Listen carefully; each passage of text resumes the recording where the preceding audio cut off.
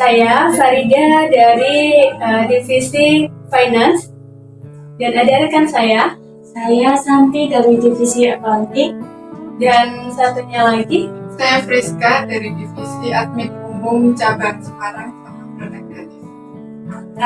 Kita akan bedah buku yang berjudul Berpikir dan Berjiwa Besar, The Magic of Thinking Big, karya dari David J. Sedgwick. Jadi di sini kita akan membahas bab 1 yang berjudul Percaya Anda dapat berhasil, maka Anda pun akan benar-benar berhasil. Nah, menurut teman-teman nih, sudah membaca buku dari David? Apa nih inti atau yang bisa kita ambil dari bab satunya? Kalau dari Mbak Santi dulu? Kalau dari saya sih yang namanya percaya ya, itu kita mindset dari otak. Nah, otak itu kan adalah pabrik pikiran yang mana bisa diibaratkan ada dua mandor di dalam situ, yaitu disebut aja Tuan Kemenangan. Itu yang bertanggung jawab menghasilkan pikiran-pikiran positif yang spesialisasi. Kita tuh punya alasan mengapa kita bisa, kenapa kita cakap, dan kenapa kita bisa berhasil. Tapi selain itu, ada mandor kedua yaitu Tuan Kekalahan, bisa dibilang seperti itu. Itu menghasilkan pikiran negatif yang menurunkan nilai diri dan ahli dalam mengembangkan alasan-alasan kenapa kita nggak bisa atau mungkin kenapa kita gagal. Nah, kesangsian kekuatan negatif itu bikin kita percaya atau ragunya itu tergantung diri kita sendiri, dari pikiran kita sendiri. Itu sih.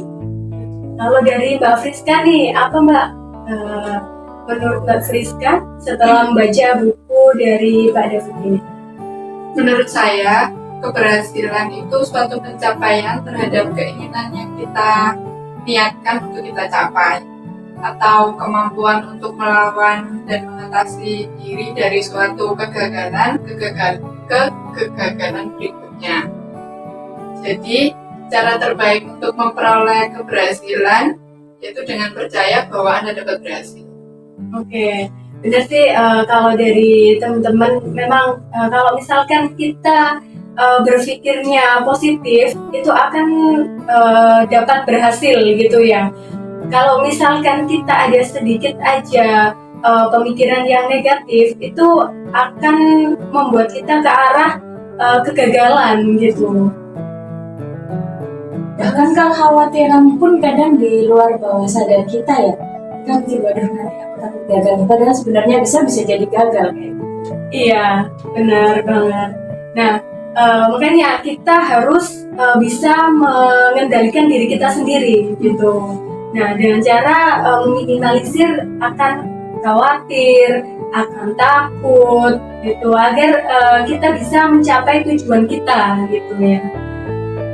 Nah, kita harus percaya kalau kita ini sebenarnya bisa, kita mampu gitu, kita akan berhasil gitu kan ya.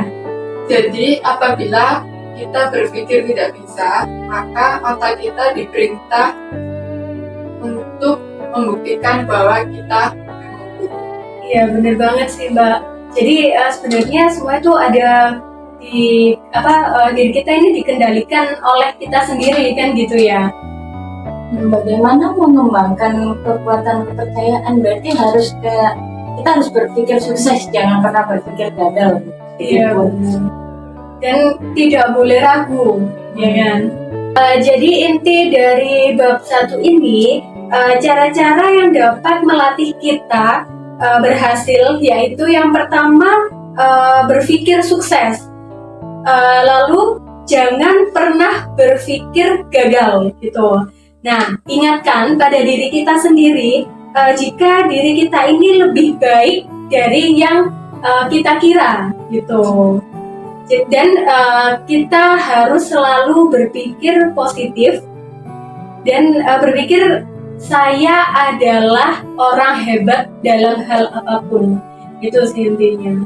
Kalau saya sih boleh nambahin ya, besar kecilnya percaya bahwa kita gagal atau tidaknya juga termasuk dalam hal itu tadi. Soalnya misal kita udah yakin nih percaya. Tapi percaya kita kecil, lebih besar ke kesangsian kita.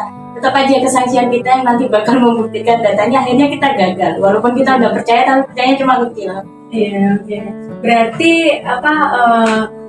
kepercayaan dan kesangsian untuk porsinya sendiri itu berpengaruh ya Mbak. Iya. Iya Mbak Friska ya. Itulah inti dari bab 1 dari buku Berpikir dan Berjiwa Besar yang berjudul Percaya Anda Dapat Berhasil, Maka Anda Pun Benar-Benar Berhasil. Kami dari Kantor Pusat PTSKI. Sampai jumpa di bedah buku selanjutnya.